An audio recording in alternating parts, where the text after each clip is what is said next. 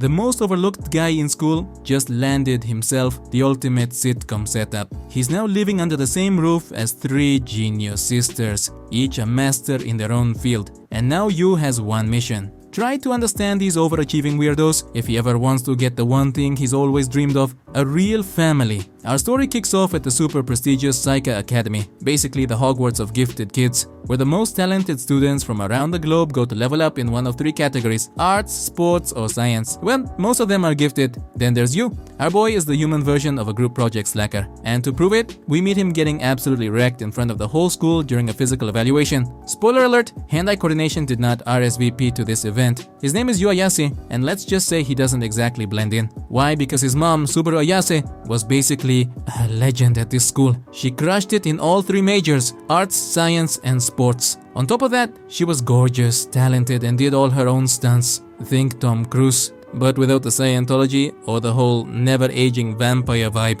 She graduated top of her class with more trophies and medals than a high school drama about overachievers. So when Yu steps in for his evaluation, his instructor kindly suggests he try a little harder, especially since the 3 queens, aka the school's absolute top-tier students, showed up just to see if the Legends kid inherited the magic. But Yu shuts that down real quick. He straight up tells them, "Look, I don't even know karate, so if you're expecting some kind of action movie moment, yeah, lower the bar. I'm not my mom." Then, like a true underdog with questionable judgment, he throws himself into the fight anyway. And spoiler alert, it goes about as well as a raccoon trying to box. His punches mostly just rearrange the air, and in no time, he's face first on the mat. That's kind of been the story of his life. Everyone expects him to shine just like his mom, and ends up walking away with secondhand disappointment. Still, the guy's got mouth. As he's brushing himself off, he cracks, "Tell me what you brag about and I'll tell you what you're lacking." The other guy claps back like, "Bro, you're in no position to talk. You're literally the least impressive one here." Yu shrugs and agrees. "Exactly, that's why I don't mind losing."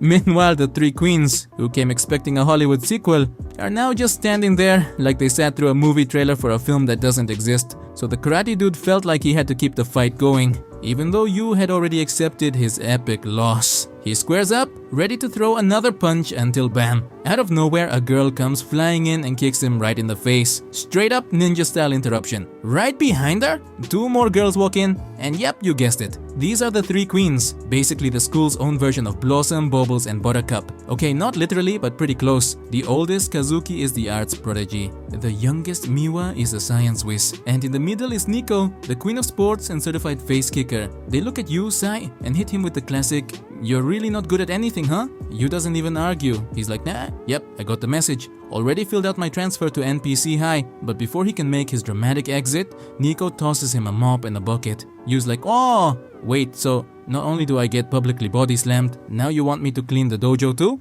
And Nico just shrugs like it's the most obvious thing in the world. Losers clean, that's the rule. A few hours later, turns out the kid's actually great at cleaning. Who knew? Dude went from human punching bag to janitor MVP in record time. Now let's rewind a bit and talk about Yu's backstory. When he was little, Yu wanted to be admired just like his mom, so he gave acting a shot. But compared to her, his performance was somewhere between and please stop. He tried other types of art, then sports, then hit the books hard. But no matter what he did, nothing ever seemed to click. Feeling like he just didn't measure up, Yu slowly started drifting away from his mom, and right around that time she started having health stuff, the kind that makes you cancel plans and eat more soup. While all that was happening, Yu found comfort in an old sitcom his mom had starred in. Think Married with Children, The Nanny, or ALF. Pure 80s, 90s TV gold. Her role was pretty minor compared to the big stuff she'd done, but Yu loved that show. And funny enough, so did she. It was one of her favorite gigs ever. That little sitcom became their bridge. For the first time, they had a real conversation. Not about fame or talent, but about something simple they both wanted. A cozy, happy family dinner.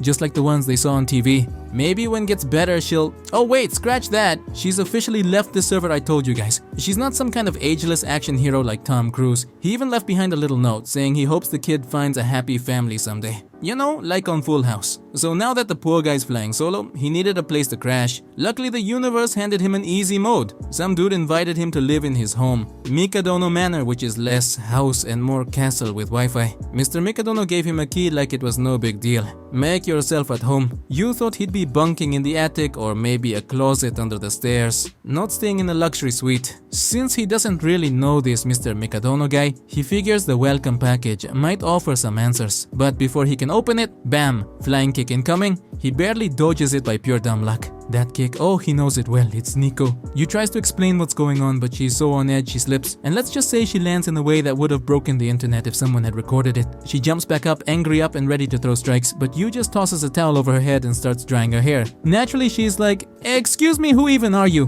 But Yu tells her, "Hey, if you want to be a top athlete, you can't let a cold take you down." Somehow, that actually works. She lets him finish drying her hair. Just when things seemed calm, the door swings open and in stroll the other two queens of the house. Turns out they live there too. Nobody really knows what's going on until Yu's phone rings. It's Mr. Mikadono himself. He explains that Yu's mom, Subaru, was not only his friend, but also his biggest supporter. And now that she's moved on, he's stepping up to take care of Yu. He mentions he's got 3 daughters, and Yu's gonna have to get along with all of them. Right then, Yu remembers his mom's last wish, that he find a happy family. Looks like fate, or the script, is giving him a shot with the awesome Mikadono sisters. Of course, he promises to keep things strictly sibling-like, no funny business. It sounds like a dream come true, right? Well, not exactly, because the sisters aren't thrilled about it. They don't kick him out because dad said no, but they all think Yu's kind of a loser and not worth the hassle. Yu realizes winning the girls over won't be easy, but he's game. He introduces himself properly, but honestly, they are not impressed or even interested. So he goes to unpack and bam! He finds a pair of underwear on the floor. Turns out they belong to Kazuki. That's when he notices the place is a total disaster zone. Clothes and trash everywhere, and the smell, let's just say it's unique. Checking out the kitchen, he finds a mountain of dirty dishes, some broken. Nico is yelling at Kazuki because it was supposed to be her turn to do the dishes, but Kazuki claims she didn't have time. Yu gets it. Kazuki had theater rehearsal. At least Yu picks up the broken dishes, and the sisters notice he tried to help, even if he got frustrated and gave up halfway. Yu starts making his own breakfast and realizes his mom was kinda the same. Always so busy, she never had time to eat with him. He wonders if he can make things different with this new family. He sits down to eat alone when Nico walks in and spots the mountain of food Yu made from ingredients about to expire. Nico wants to try it all but is way too proud to accept. Yu says, "Fine, if you don't want it, I'm tossing it." She fires back that it's super unbalanced and she needs fewer carbs and more vitamins. For her, as an athlete, that stuff is serious business. The sisters head out and Yu realizes they'd rather be the best than just eat whatever they want. And he remembers his mom was always on a diet too. Then it hits him, each of them eats exactly what they need. Kazuki downs her nasty smoothie just to be a diva. Miwa fuels up on sweets to power her brain, and Nico eats balanced meals to keep her body in shape. It's not that they're selfish prodigies, it's that they're focused and motivated. Yu doesn't have to take it as personally like he did with his mom. The sisters rush out of the house, but Yu stops them and says, "You forgot something." They quickly check and have everything. So Yu tells them they're leaving without his blessing and wishes them luck. How cheesy. They leave annoyed by his jokes, but deep down they kinda like the gesture. Later, Mr. Mikadono calls to ask how the first day went. Yu says everything's good. He's getting used to it. He tells Yu that since he works a lot and isn't home much, he'll be spending plenty of time alone with his hot daughters and asks for a little favor. He warns that soon his daughters will hit a rough patch, something all prodigies face, and asks Yu to help them get through it. He promises that if Yu pulls it off, the daughters will open up to him. And I guess that's meant in more ways than one. Mr. Mikadono tells Yu that to start, he could help his daughters with their big upcoming goals. Kazuki's prepping for an audition, Nico wants to reclaim her national karate title, and Miwa's ready to defend her shogi championship. He assures Yu that if he can pull this off, he'll slowly start winning their trust and affection. Yu says, "You got it, I'll handle it." But deep down, he wonders if he really can. After all, these girls are total prodigies in their fields and he's just kind of average at everything. How is he supposed to help? He starts getting nervous about letting everyone down again. That's basically his life story, but still, he's determined to give it his all. The first step, cook a killer dinner so they can all get to know each other better. Nico comes back from training and nearly jumps out of her skin when she sees Yu in the kitchen. She totally forgotten he's living with them now. Yu's making dinner and tastes the sauce in the weirdest way possible. Kind of like a lizard flicking its tongue. He offers her some, but Nico, knowing he's trying to win her over with food, flat out refuses. She already bought her own dinner and has no interest in his mystery meal. She heads to shower, but when she comes out, she gets another shock seeing Yu cooking like a madman. He's taking this dinner thing way too seriously. He's got a pile of cookbooks open all at once. Just then Miwa walks in and Yu promises her they're about to have a dinner that's seriously next level. Nico tells her that won't be enough, then remembers when they were little girls and a maid would bring them food prepared by a sophisticated chef, but none of the sisters wanted to eat that gourmet junk. Nico goes up to her room with the takeout she bought, determined not to let anyone else tell her what she can and can't eat. But curiosity gets the better of her, and she goes down to check on Yu.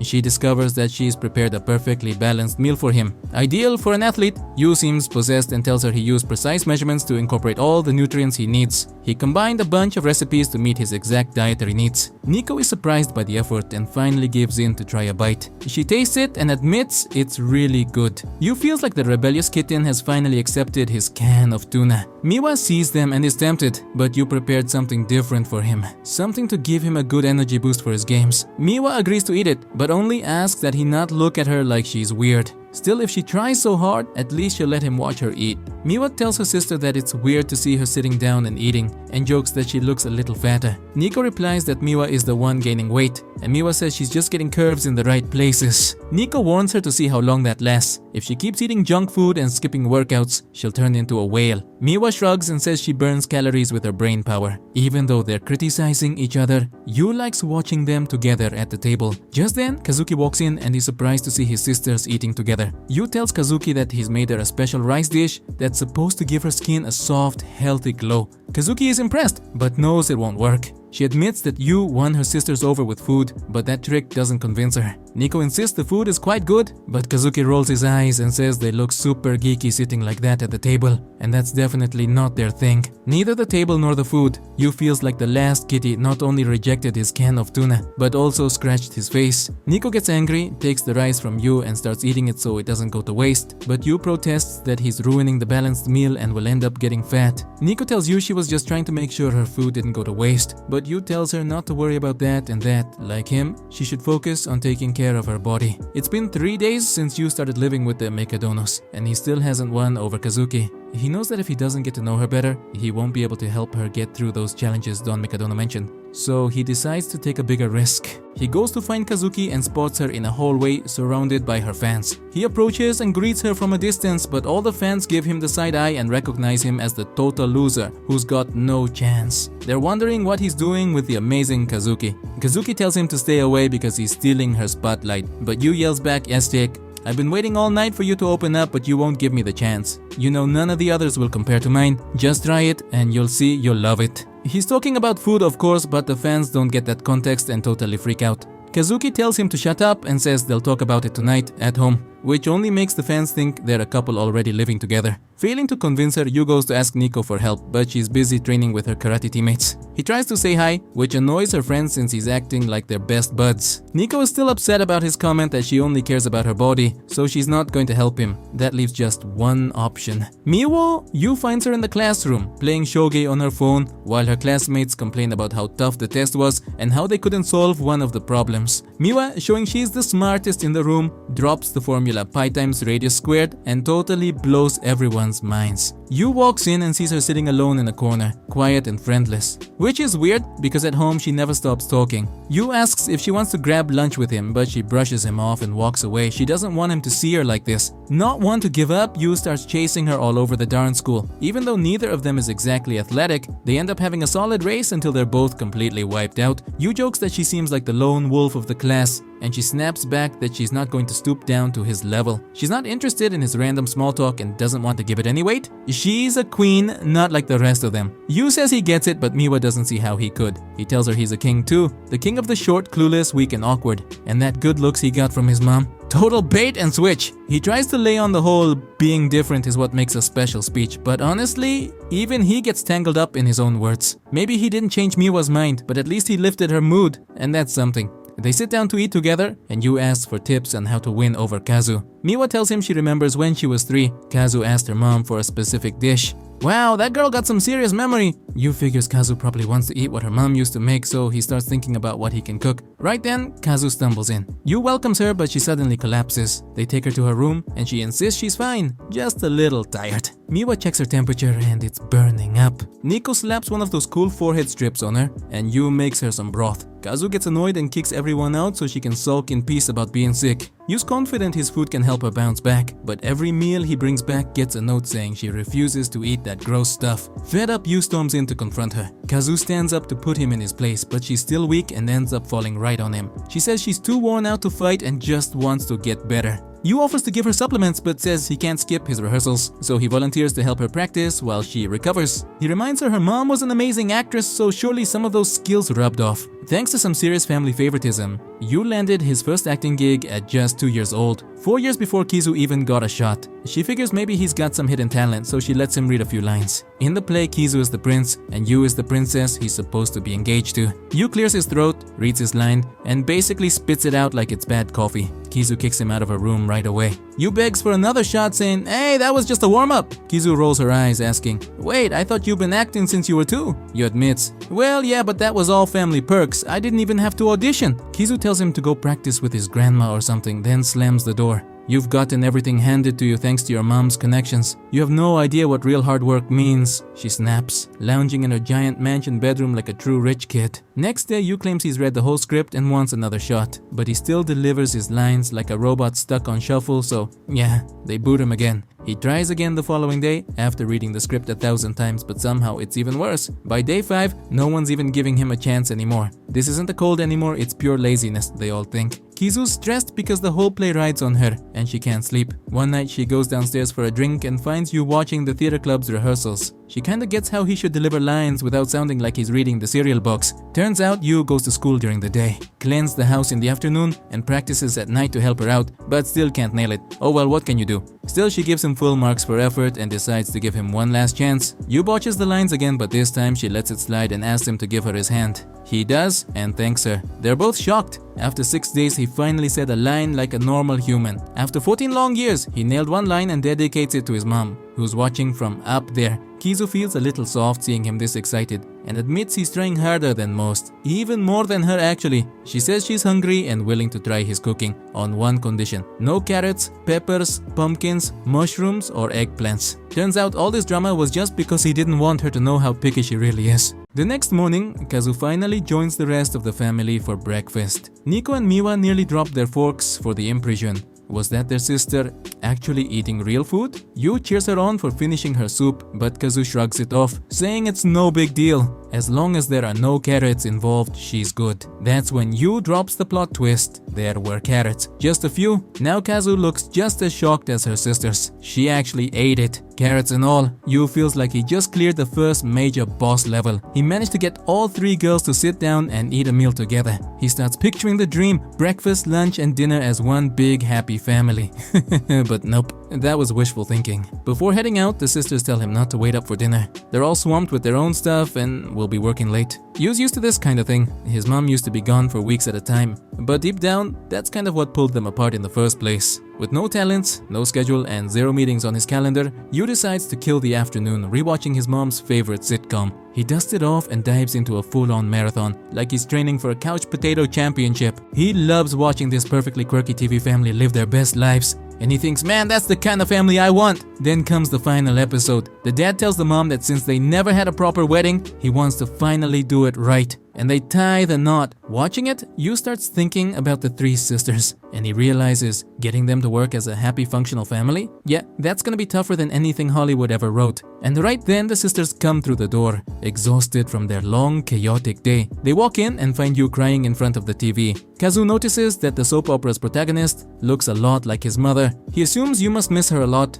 but no, he's just deeply invested in the show. He's completely emotionally invested. Kazu says, hey, you don't have to scrub floors or cook just to make us like you. Chill out a little. Not one to mince words, Nico adds, the truth is you don't have to do anything. You're basically a freeloader and we're kind of stuck with you. That strikes a chord. Yu snaps, saying he stayed away from his mother because he always thought her talent made them too different. But now he realizes that wasn't true, and what he really wants is to connect with them and form something like a real family. The sisters look at him in confusion. Then the show gets to the part where dad marries mom so they can finally be a happy family, and the girls have a brainwave. Wait, he wants to marry us. They're definitely baffled, but quietly each one starts daydreaming. Yu says, I'll start with Nico. And she freezes, mentally preparing herself for something awkward. But he just asks, when's your birthday? He explains that since they're in the same grade, he's not sure who's older. He just wants to know if she's his older or younger sister. The girls realize he doesn't want to marry either of them. And oddly enough, that throws them off a bit. They mock him, call him a stray cat they can't kick out, and leave him standing there like a used napkin. Nico storms off to take a shower, muttering to herself that Yu must be completely clueless. How can a teenager live in a house with 3 beauties without having a single hormonal outbreak? Then he hears a scream. She runs outside wrapped in a towel ready for battle. Is someone being attacked? Number, it's just Yu, moaning dramatically because she forgot to buy bread for tomorrow's lunch sandwiches. Nico tells Yu to chill.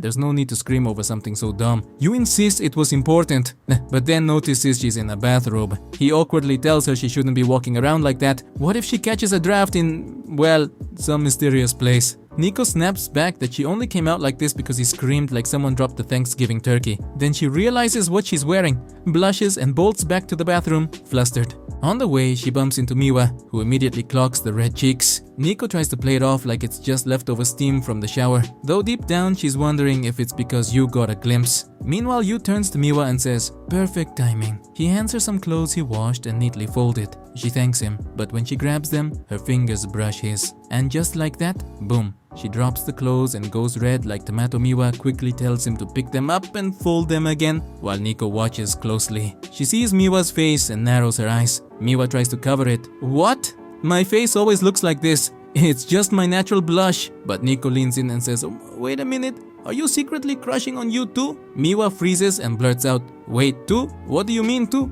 Oops. There it is. She just confessed to something that was very not supposed to be out loud. While the two start squabbling, not quite throwing punches but definitely tossing some emotional jabs, Kazu walks in to see what all the chaos is about. Yu, unfazed by the whole soap opera unfolding behind him, says, "Hey, you're just in time," and asks her to help him put a big old pot away in the top cabinet, since he's on the vertically challenged side. Kazu helps out without hesitation, and Yu thanks her with a genuinely sweet smile, totally unaware that he's accidentally turning the house into a rom-com. Kazu turns bright red and tries to play it cool by looking away, but of course she turns right toward her sisters. Busted. The 3 of them immediately start arguing over who's blushing the most, like it's some kind of Olympic event. Yu, clearly over it, tells them to knock it off. "Your sisters, not rival game show contestants. Try getting along for 5 minutes, will ya?" One by one, they storm off to their rooms, leaving the house looking like a post-party war zone.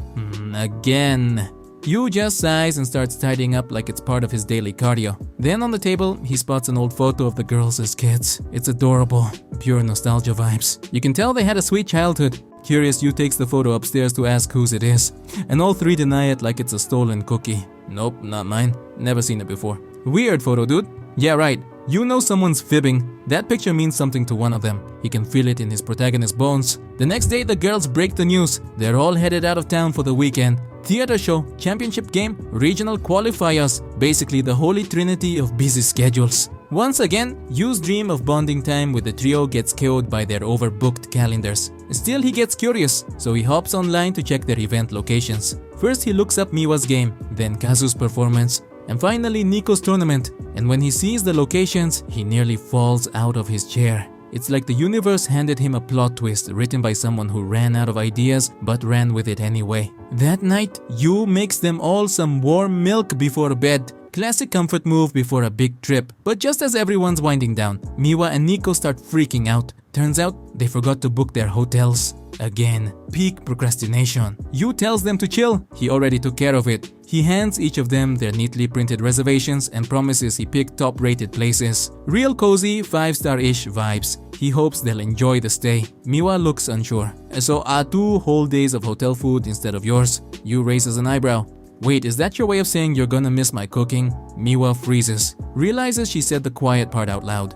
Meanwhile, Nico's sweating bullets because she almost said the same thing. Close call. Yu promises he'll cook up something amazing for dinner when the girls get back. Miwa heads off to her tournament and absolutely mops the floor with her opponent. On her way out, one of the staff members catches up to her, congratulates her win and warns her. Tomorrow, she's going up against a real beast, like the kind of opponent that actually punches back. Miwa starts thinking she might need to squeeze in some extra training. But then she spots a poster for a cherry blossom festival. It instantly reminds her of one they went to as kids. And hey, wasn't that the same memory in the photo you found the other day? She finally checks into her hotel, and guess who's at the front desk?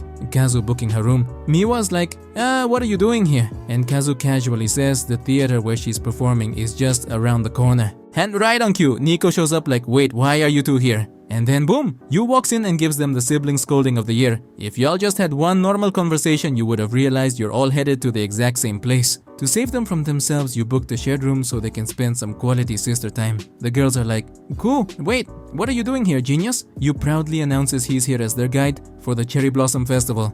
Yep, the same kind they went to as kids. He figured it might help them bond a little. Cue dramatic sister meltdown. Are you kidding? We've got major events tomorrow and you want us to go frolic under some trees. Yu explains that the festival has a special shrine where people go to wish for luck before big performances. Nico rolls her eyes and goes, only losers wish for wins. Legends train for them. But Yu is ready for that one. He pulls out pics of athletes, actors, and other high achievers making wishes at that shrine like it's part of their pre-game ritual. Then he shows them the food stands.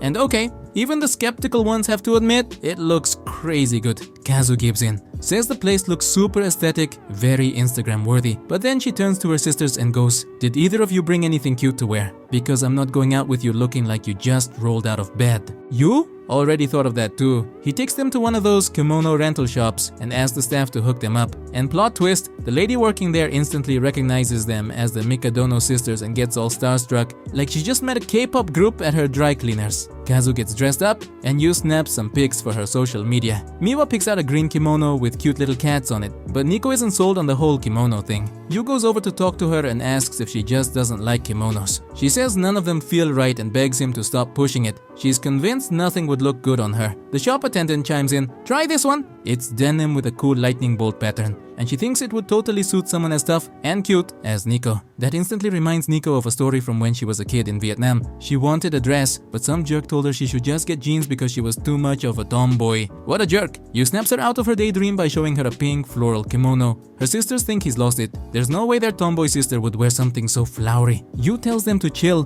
reminding them that even if she's got tomboy moves, she's still a total knockout. The shop attendant thinks her denim pick is better, so Yu lets Nico make the final call. Nico heads into the dressing room, and when she comes out wearing the pink kimono, she looks absolutely stunning. The attendant, seeing this, immediately takes back her earlier words, folds them up, and well, you can imagine where those went. They finally arrive at the Cherry Blossom Festival, and as soon as their feet hit the ground, everyone's off doing their own thing. Yu tries to keep the group together, but it's already too late. Kazu's been swept away by a group of fans who recognized her. Apparently in Japan, being in your school's theater club is basically the same as being a Broadway star. Yu's plan to have a little sisterly bonding time smashed. Kazu's already switched back into full celebrity mode. Meanwhile, Miwa and Nico are already munching on festival snacks, while Kazu watches them from a distance with the expression of someone who definitely wants a bite. Miwa and Nico wander off to try their luck at the goldfish scooping game, but Kazu's stuck taking selfies and signing autographs. One fan even tries to drag her friend away, totally confused about the Kazu obsession.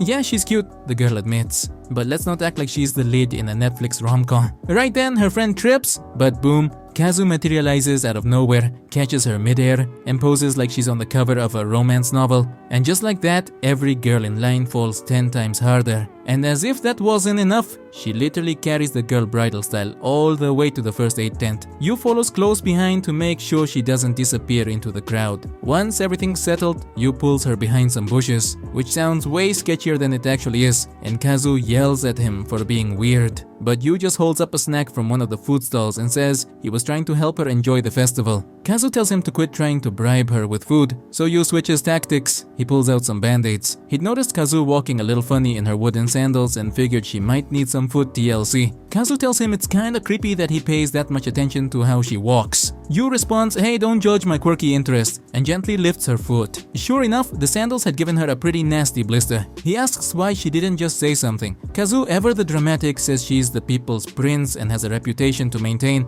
Yu's like, that's ridiculous, and patches her up in a scene that feels suspiciously like a softcore Tarantino homage, minus the blood and plus cherry blossom petals. Meanwhile, Miwa and Nico are still battling it out in the goldfish game. No shocker, Nico's absolutely terrible at it. Right then, Yu and Kazu return to join the fun. To avoid another fan ambush, they bought Kazu a kind of creepy festival mask. But even with the mask, it somehow has more expression than her usual poker face. So hey, progress! They They team up and start playing together, and Miwa continues to dominate. She hasn't even had to change her scooping net once. Yu takes advantage of the girls being distracted to kick off the next step of his master plan, the lotus leap. In the middle of the park, there's a pond covered in lotus leaves, and rumor has it that anyone who manages to hop across all the way to the big torii gate will receive a spiritual blessing or something. Oh, and bonus, the winner gets a photo op with a giant floral centerpiece. The event host swears that if you set that photo as your phone wallpaper, good luck will follow you forever. And hey, if a man in a lanyard says it, it must be true, right? But Yu's real goal is to get the girls to take a photo with the centerpiece so they can recreate a snapshot from their childhood. Easier said than done.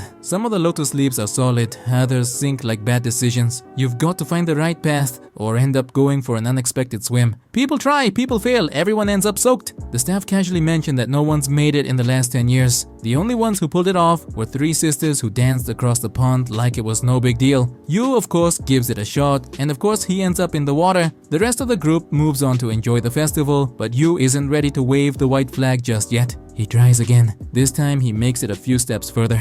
Then splash, back in the pond. By now he's soaked to the ears and probably carrying half the lake's mud in his pockets. People suggest maybe, just maybe, it's time to call it a day. But Yu doesn't have dry clothes or common sense, so naturally he keeps going. He keeps trying, over and over and over again. It starts raining, the crowd is gone, the staff is exhausted. They finally offer to just let him take the photo even if he doesn't finish, just so they can go home. But Yu refuses. He believes those legendary sisters succeeded because they worked together. Miwa used her brain to find the path. Nico carried her teammate with sheer strength, and Kazu...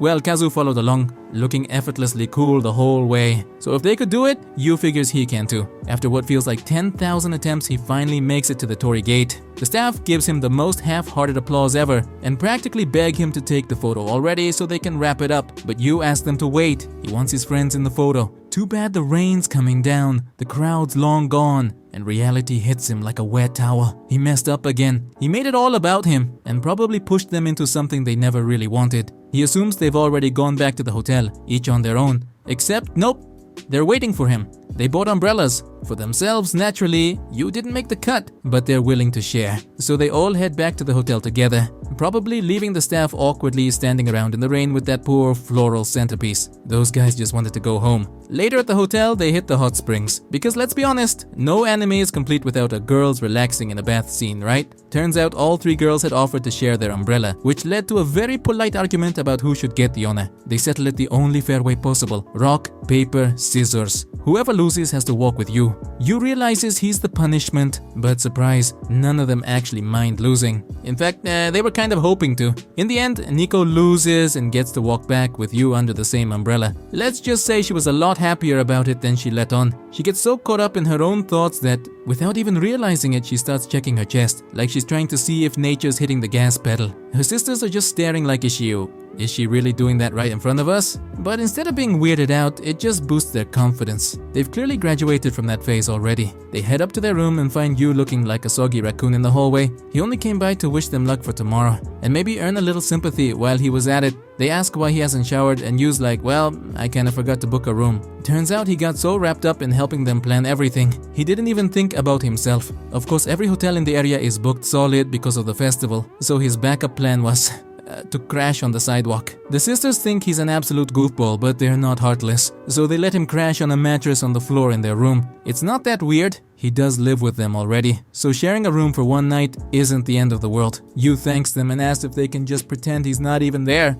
But before hitting the hay, he obviously needs to shower. He's soaked, muddy, and smells like a swamp monster. Problem is, the room's kinda tiny, so yeah, it's going to be a very cozy situation. Yu goes looking for a clean robe, but the sisters already grabbed the good ones, and he's definitely not about to sleep in swamp gear. Miwa's like, nah, there has to be something lying around here, and starts digging through the drawers. Yu joins in, which, let's be honest, gets her a little more excited than she'd care to admit. Nico checks the closet but comes up empty. Yu walks over, takes one look at the top shelf, and spots a robe tucked way up high. Nico missed it because, well, vertically she's a bit challenged. He reaches up to grab it and accidentally ends up way too close for comfort. After a few close encounters of the awkward kind, Yu finally hops into the shower. Meanwhile, the 3 sisters are practically overheating, like a laptop with 47 tabs open, just from the guy standing a bit too close. Yu reminds them to act like like he's not even there so they can enjoy some good old sibling bonding time. But with the emotional thermostat turned up to 11, that might be easier said than done. Then comes bedtime. And here's where things really get tricky. None of them can fall asleep. They've got butterflies doing cartwheels in their stomachs. And even though they say it's just pre-event nerves, let's be real, we all know that's a big old lie. Meanwhile, Yu's lying there like a champion. Mission accomplished. Totally unaware of the chaos he's left in his wake. After the whole umbrella situation, Yu took the sisters out to recreate the childhood photo. The event organizers had already left. Guess they got tired of waiting, so they missed out on the official setup and the fancy centerpiece. Instead, Yu found a nice spot on their own and did his best to position the girls just like in the old picture. Only problem, none of the sisters were in the mood for a say cheese moment. Their faces were all full on grump mode. Yu tried to get them to smile. Come on, like when you were kids? But they were not having it. Luckily, Yu's kind of a lovable klutz. While trying to get the perfect angle, he bumped into a tree and ended up with a bunch of cold drops falling right on his head. The girls burst out laughing and that was the perfect moment to snap the photo. Honestly though, if you ask me, the serious-faced version looked cooler. Still, Yu was happy with the picture. It looked just like the one they took as kids. He reached into his bag to pull out the original and compare, but surprise, the photo was gone. Who could have guessed that jumping into a lake with an old photo wasn't the best idea? He emptied his whole backpack and instead of the photo found a note that said, "I got the photo back. Better luck next time." Turns out someone fibbed when they said they didn't want it back. But Yu wasn't mad. He was actually glad it made its way back to its real owner. With that resolved, he finally closed his eyes and drifted off to dreamland. Which annoyed the sisters because this guy fell asleep like a baby while they were all wide awake, stressed out over him. Nico asked, "Why are you guys still up?"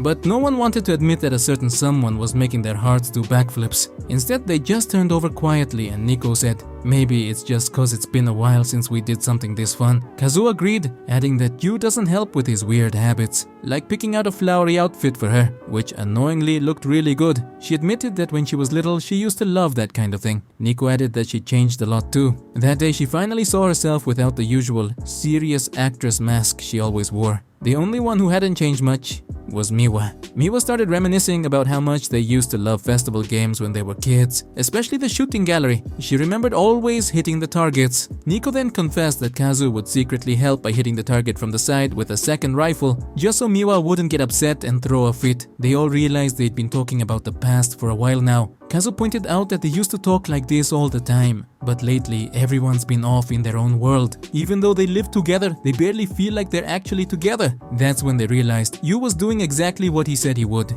He was bringing them back together as a family. And then we finally learn. The real owner of the photo was Miwa. She's genuinely grateful they got to recreate that special moment. The next day, Yu heads back home and sees the news. All three sisters absolutely crushed it in their respective fields once again. And honestly, is there really nothing else going on in Japan that the news has to cover a high school trio like it's breaking national headlines? It's been a little while since the festival, and everything's going great. The sisters are closer than ever, totally having each other's backs. Yu promised to cook them a special dinner that night, so after school, he heads straight to the store, ready to whip up a huge feast. But when he gets home, surprise, the sisters are already there, and they're not alone. There's a man in a sharp suit sitting across from them, and the girls are lined up like they're about to be inspected by the Marines. Yu approaches and quickly realizes this is the girl's dad, because, well, Yu doesn't exactly have one himself. He politely greets Mr. Mikadono and thanks him for taking him in. Mikadono nods back, gives Yu a comforting pat on the shoulder about his mom, in a very keep your chin up kid kind of way,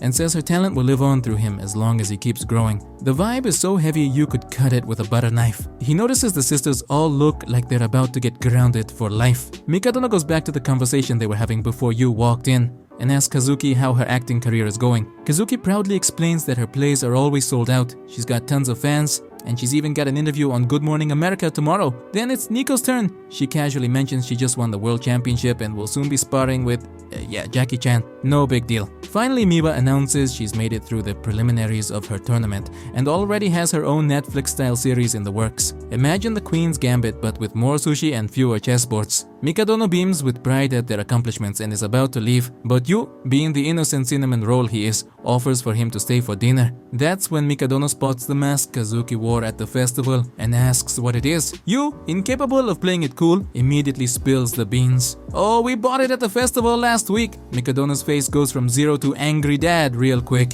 He asks who planned that nonsense. Yu admits it was him. Since the girls were already traveling to the same place, he thought it would be nice to take them to the festival they loved as kids. Big mistake. Mikadono gets serious. He demands to know why Yu is sabotaging his daughter's progress. Yu tries to explain the whole competitor's shrine thing, but Mikadono shuts it down, saying that's just a lame excuse. He reminds everyone he's raised his daughters to be winners, and he's not about to let them get distracted by someone so soft. And then comes the knockout line. Mikadono says he googled Yu and found nothing. No achievements, no fame, just the off-brand sequel of someone with real talent. Basically, he calls him the straight-to-DVD Jaden Smith of the family. Then he drops the bomb. He's kicking Yu out of the house. But the sisters jump in to defend him. They tell their dad that even if the world doesn't see it, Yu is essential. No one cooks or cleans like him. Thanks to Yu, they can actually focus on their goals and refine their talents. Mikadono, now stunned, asks why they're defending the underdog. He even throws out, "Wait, do you like him or something?" The sisters, blushing and panicking, go full "No, of course not," but then kind of admit that yeah, they are compatible with him. Mikadono finally gives in, but with conditions. They have to feed Yu, clean up after his messes, fix whatever he breaks, and most importantly, no more festivals or fun distractions. They must stay laser focused on what they're good at. A week later, everything's fallen apart. The closeness they built, gone. Everyone's doing their own thing now. Nico, for instance, has to stay late at training. She takes a tiny break to grab a bite, but thank goodness she packed one of those sad little pre-packaged meals, basically the culinary equivalent of giving up on life. She eats it, but it doesn't taste like anything anymore. It used to be her absolute favorite meal. The one thing she'd scarfed down without a second thought just a couple of months ago. Now it's just meh. And meanwhile, Kazu is at ballet practice. During a break, she pulls out her signature green smoothie, and just looking at it makes her gag a little.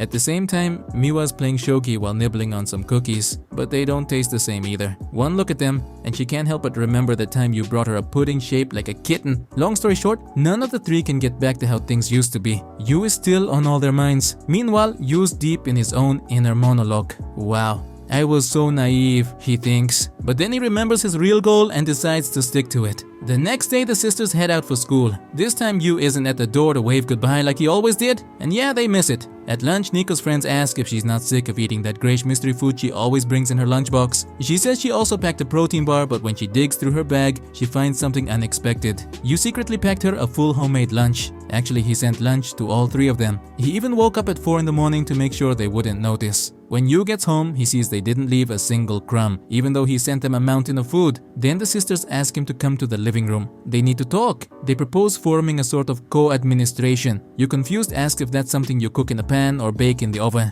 Kazu reminds him that their dad will kick him out if he doesn't prove his worth. So the deal is simple. They'll support him, but he has to support them with everything coming up. Kazu has an audition soon and will need his help. Same with Nico in her next tournament. And Miwa has a championship match. Yu happily agrees and already feels like he's officially part of the family. Though the sisters correct him, "You're more like our pet." The next morning, Yu is back at the door, handing them their lunches, and the sisters feel like they're walking on clouds again. That same day, during rehearsal, Kazu tries on a women's wig for her first lead female role and starts striking poses in front of the mirror. She almost gets caught by her teammates mid-one-person fashion show. Meanwhile, Nico is grinding hard at training, absolutely smashing all the rookies when she gets a call from this guy named Tatsumi. He's apparently a total heartthrob who just got back from an international tour and tells her he's competing in the next tournament. Wants to see how much she's leveled up. Over in another scene, Miwa is playing a game against an older gentleman, and to everyone's surprise, she loses. He asks if she's figured out what path she wants to take in life yet. Sounds like it's decision time, but Miwa's still kind of lost. So here come the new challenges. Kazu's gearing up to audition for her first real female role, because up until now she's only played the cute, kinda androgynous dude. Nico's got to train like crazy cause she wants to impress a certain guy.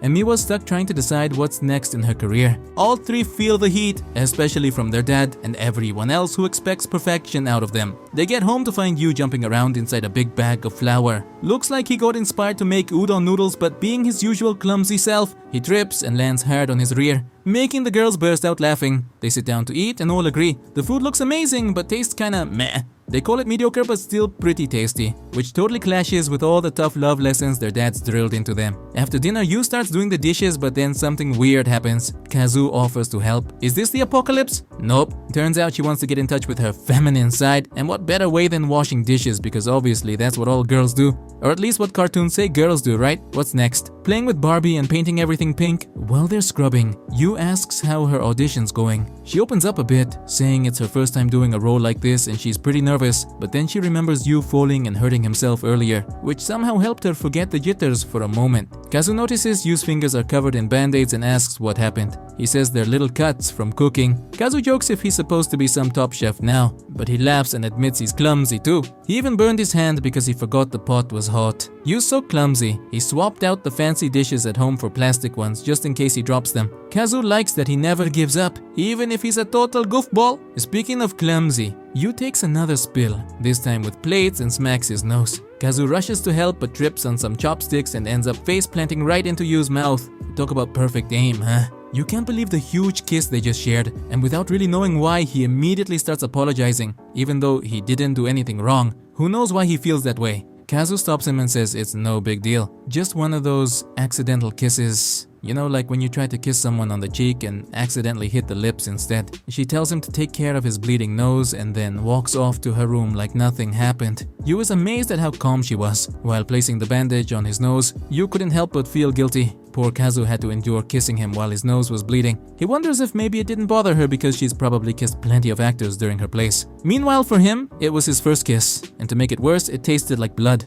Gross. The next day is overcast. Kazu turns on the TV to check the weather, but it's just a commercial for a comedy called My First Kiss. She quickly turns it off and tells her sister she'll just look it up online instead. After school, Kazu spots Miwa happily munching on some jelly and brags that Yu made it for her. She says it tastes like soft, sweet lips, maybe a little too much like Yu's. Kazu instantly turns to Metoret and bolts to her room so Miwa doesn't see her blushing. Turns out that kiss affected her more than she lets on. Suddenly, Yu walks in without warning and says he wants to clear the air so there's no awkwardness. He admits he understands she didn't want to kiss a loser like him and that it's fine to just pretend it never happened. Then he leaves. Kazu gets genuinely annoyed. Wait, what? Pretend it never happened? Can a loser really kiss me and then act like it's nothing? She decides to put that drama on hold until after her audition. She puts on her wig and starts practicing, mainly because her dad told her she can't just stick to playing the effeminate guy roles. He brought up Meryl Streep, who can play anything, so she's gotta step up too. She practices her lines but still sounds like a pretty flamboyant dude. So she decides to watch her co-star and see how to pull off a more feminine vibe.